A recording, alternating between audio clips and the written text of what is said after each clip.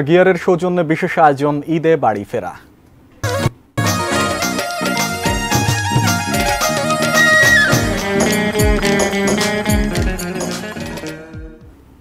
রাজধানী ছাড়ছেন মানুষ, বেলা বাড়ার সঙ্গে সঙ্গে ভিড় বাড়ছে। গাবতলী বাস টার্মিনালে আছেন সহকর্মী সাদিয়া ন্যান্সি। সড়ক পথে ঈদ যাত্রা সম্পর্কে জানতে যুক্ত হচ্ছি তার সঙ্গে।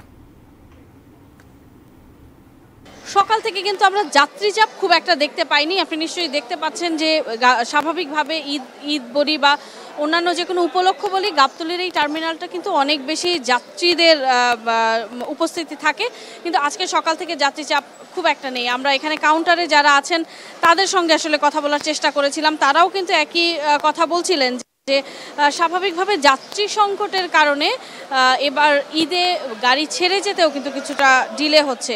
কয়েকজন ছোট সদস্য আছেন পরিবারের, যারা ঈদ করতে বাড়ি যাচ্ছেন, একটু তাদের অনুভূতি জানার চেষ্টা করব আমরা।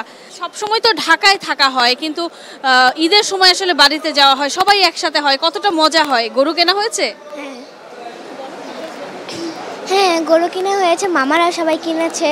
এখন ওইখানে গেলে আনন্দ হয় আমাদের সবসময় আমার মামারা তো গরু কুরবানি দেয়, তার জন্য মজা হয়। এই যে আপনাদের এত আনন্দ লাগছে বাড়ি যেতে পেরে, সেই আনন্দ কি একটা গিফট পেলে নিশ্চয়ই সেই আনন্দটা আরো বেড়ে যাবে নাকি? হ্যাঁ হ্যাঁ। তাহলে কি আমরা গিফটটা দিতে পারি? মানে গিফটটা কি চাই?